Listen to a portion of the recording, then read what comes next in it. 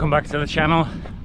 Today I'll be talking about my running lifestyle, the lessons I've learned over the last 6 years running, quite a few different tips and maybe pointers, and if one of these ideas helps you with your running, then fantastic.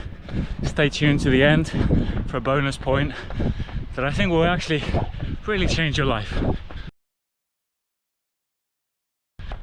So I spent 3 years running on and off. Not very impressive stats. Basically going between injury and another injury, and then long breaks between what I call training blocks, but really it was me learning to fail at running. So having invested 3 years in learning to fail, tragically, I decided in 2021 to basically get rid of the templated training plans from Runkeeper and move on and do my own thing. So learning to fail was basically twisted ankles, shin splints, a fractured toe, a hairline fracture in my shin, which laid me off for about 6 months, and COVID, and then some weird side of the foot toe issue that never really went away and occasionally pops up, but it's not painful. Having learned all these epic fails and injuries, I decided to do my own thing, and based on some simple principles that I'll talk about, I set up my own training plan, kept myself motivated even with COVID, and cancelled races back to back. Actually ended up doing something quite interesting, running all the metro lines in Moscow over this winter of 2021-2022, and that was fun as an experience. 2022 was a race year. Finished off the metro system. They built new lines since, so that'll be a new challenge. And then it was a year of racing, as I say. So I did 18 races, from mainly half marathons and then marathons. Set a PB in Moscow, the marathon, sub 3 hours, 2:57. Did another one in Sochi 2 months later, set another PB. Just racing back to back. Some of those races were really shit. Had a series of them in the trails, which was really good fun. Not the snow, ice and slush, but actually in the summer and autumn. Kept my legs really marathon fit, and again kept things interesting. And last year I think was my most serious year.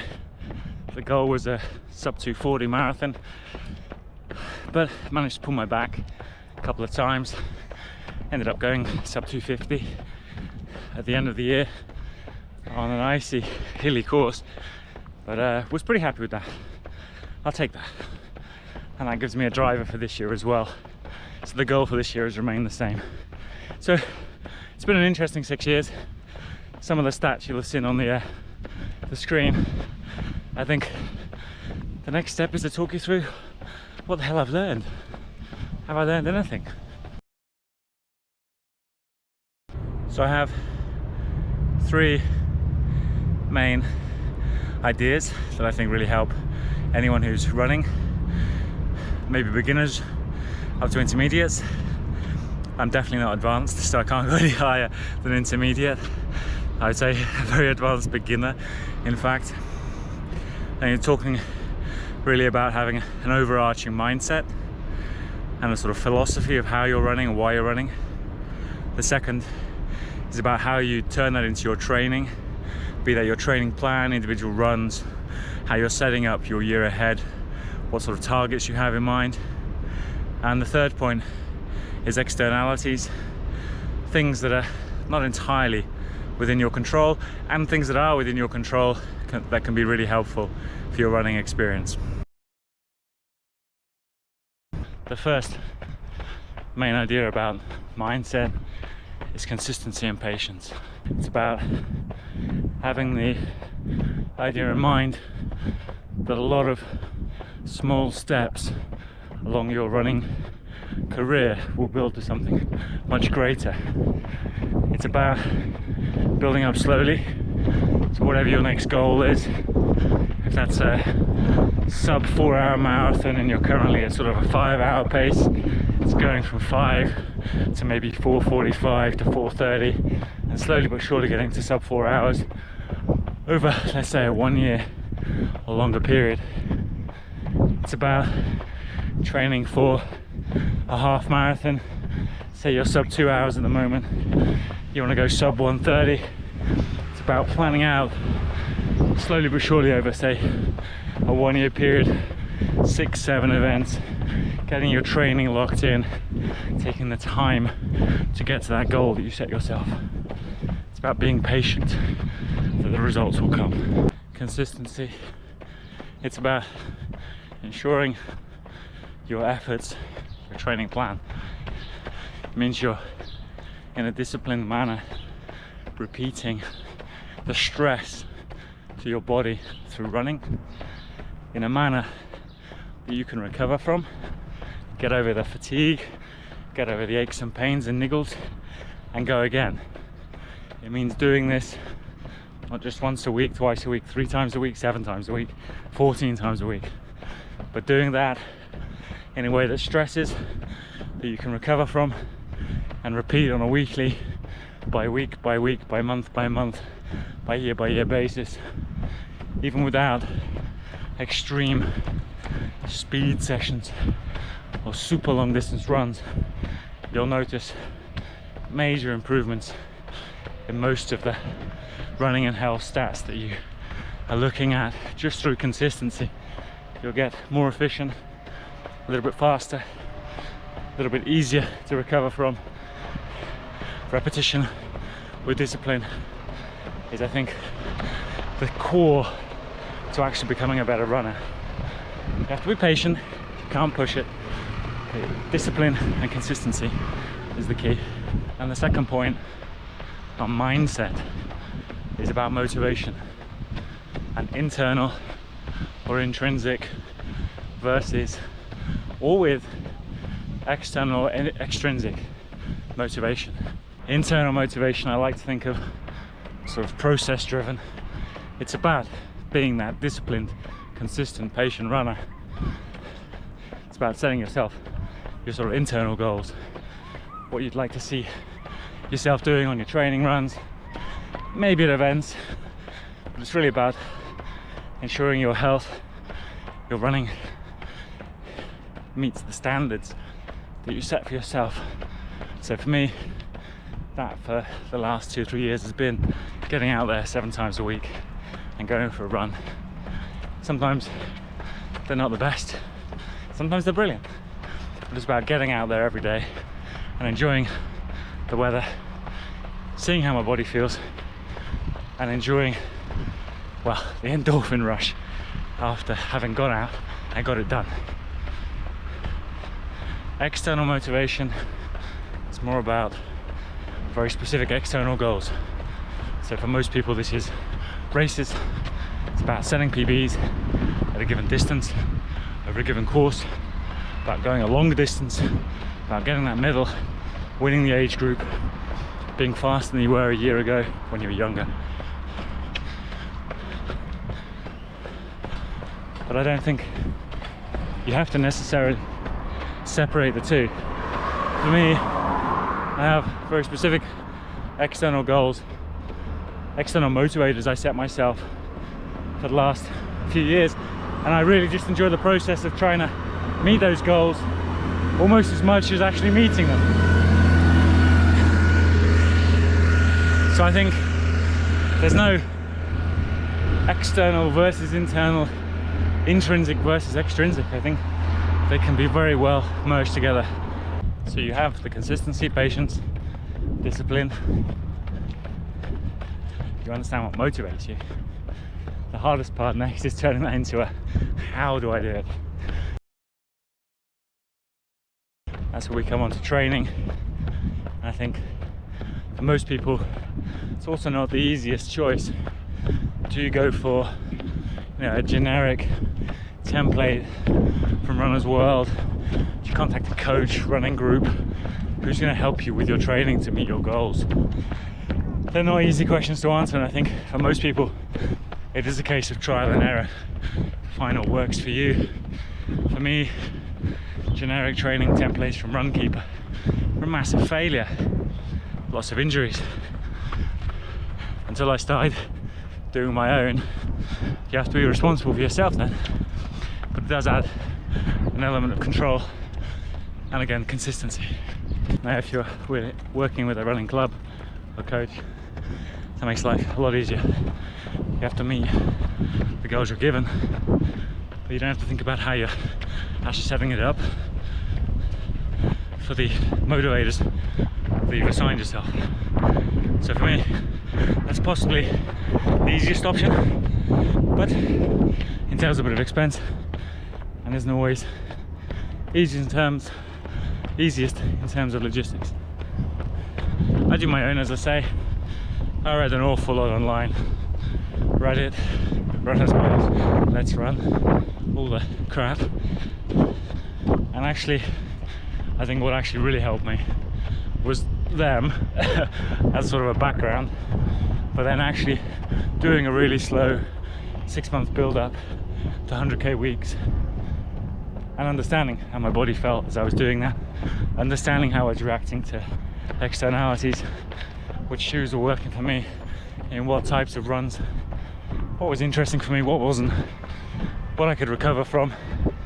And that's really helped me build up to my current training plan that I have today, which looks like a template because it's what works for me.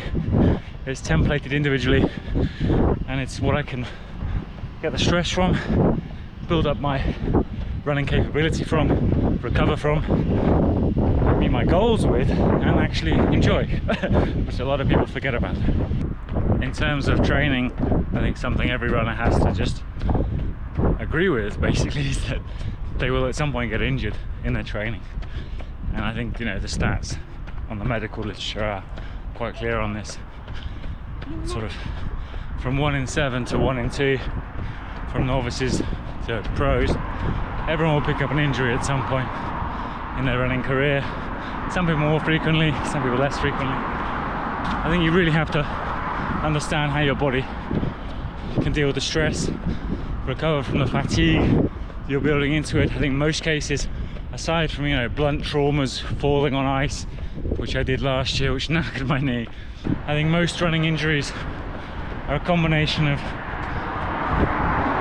too much stress in a workout or over a number of workouts back to back, and too much fatigue being built up and not enough time to recover from that build up of fatigue. And I think, you know, that can lead to small niggles, muscle pulls and tears, which in themselves may not be too painful, but can build to something much worse over time as that impacts your skeleton and bones, and that's when things can go really bad.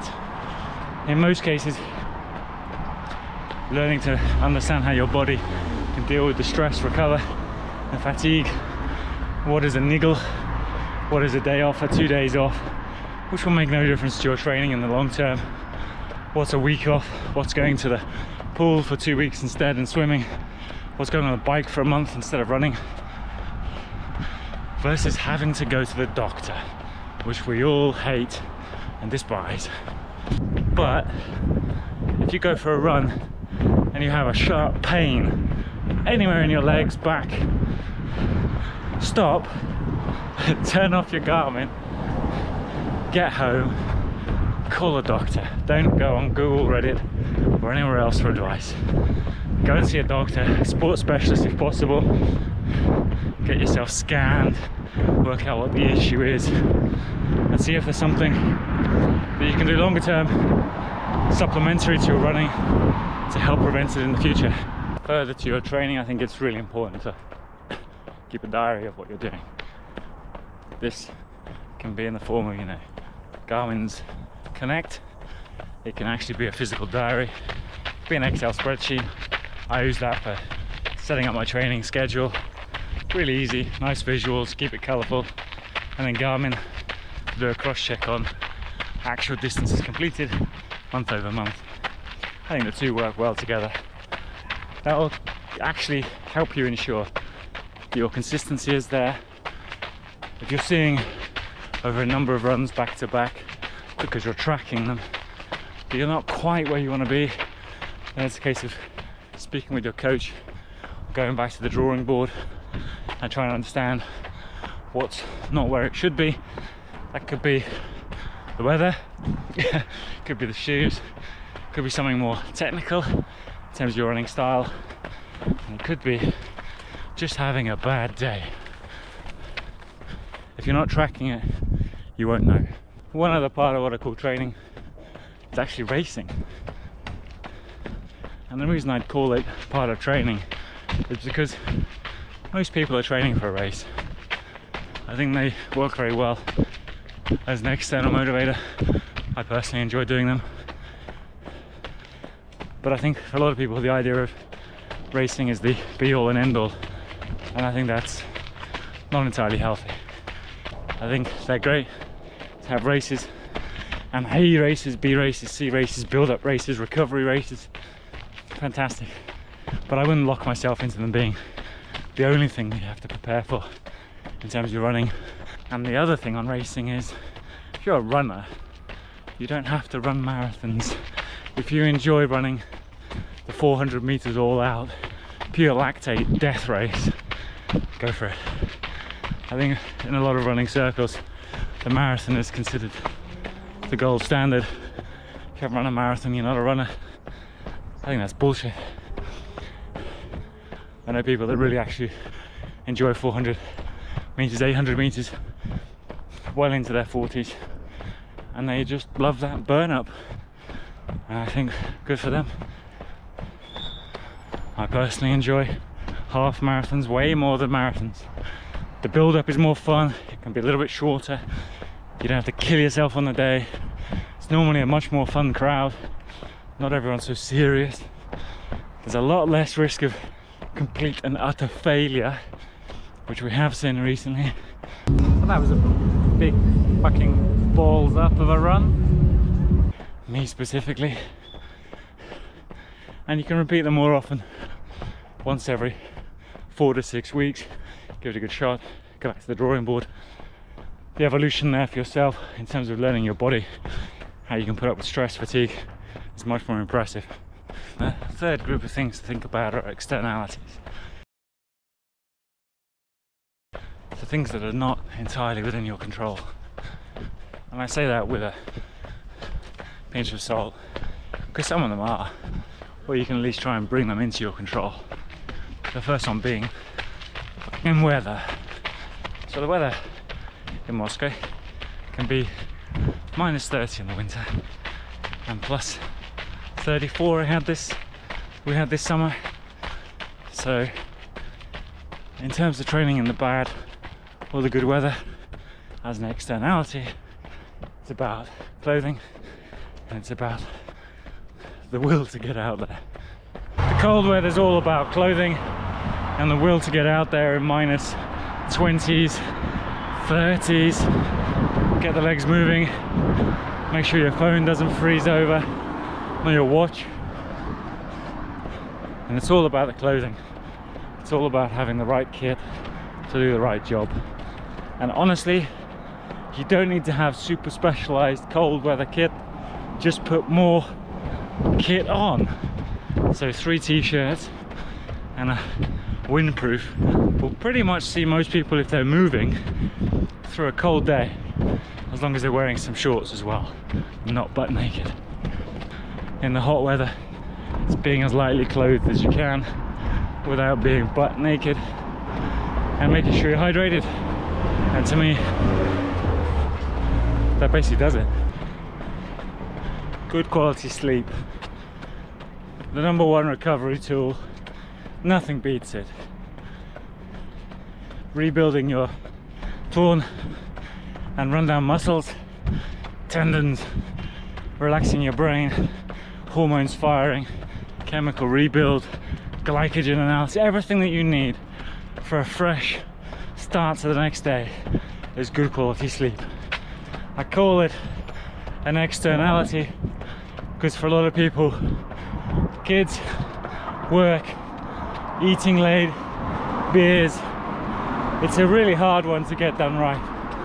Having complete blackout, no blue screens, no red screens, no screens before bedtime. I mean, there's a whole discipline around decent sleep I'm trying to get 7 to 8 hours a night. I'm running in the evenings most days, training early on a weekday morning. I want to be fresh, I want to be alert at work, because it's all down to my sleep. Every other recovery tool, rollers, mats, yoga balls, yoga mats, lacrosse balls, percussion, massage guns, they're all fantastic fun. I think they're all psychological winners in terms of helping you think you're recovering better. But if you can't get some decent sleep, you're gonna fail really, really easily. If you can't get decent sleep, you're not gonna recover. The stress on your body will build, the fatigue will build over time, and you'll end up not performing where you want to perform. The second recovery tool is food. I mean, I'm currently running around 1,000 calories a day. I'm in the gym for about 500, 4 times a week. Have a longer run on the weekend. I mean, I have a high metabolism as it is. I'm eating as best I can 4,000 to 5,000 calories a day. Probably a slight surplus, but that occasionally will drop off on the weekend or on a random weekday. So on a sort of weekly basis, probably around 4,000 calories a day average. And I'm not putting on weight, not losing weight. I'd like to gain some muscle. Why else am I going to the gym? So my personal experience is eat as much as you can and eat the good stuff as much as you can, but there's only so much spinach, broccoli, rice, chicken, steak you can eat. Sometimes you just have to have some of the junk food. Sometimes it's the easiest things to eat. I have typically a dirty burger after a super long run and super long effort because I've had too much gel. Still a bit dehydrated. It's the one thing I can stomach. It's full of calories. It gets me recovered as quick as possible. The next externality I like to consider strength training, and I don't mean picking up the shopping once a week from the supermarket. I mean 4 times a week, heavy weights work at the gym with guided focus training for a runner. Monday Moscow, it's all very reasonable in terms of pricing. I think you can find gyms for equivalent £20 a month, 24/7. The coaches are more expensive, but for a lot of the people that I know, it's a time issue. It's not a money issue.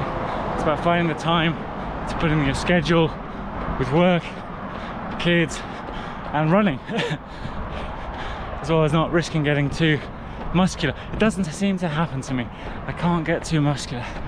The next externality, which I think when we're talking about discipline and consistency, patience, running a 6-month marathon training schedule and the weather turns out to be bad on the day, I think sometimes that can do a number on a lot of people. Gets you mentally down, very hard to get remotivated for another 6-month effort. So I think the social element as well is something people should play with. I'm part of an online group here. Occasionally meet up with some of the guys for joint training sessions. Sometimes it's a group, sometimes it's nice just to have people to bat ideas around with. So I think something worth experimenting with is the sort of playoff between your individual meditation as a runner.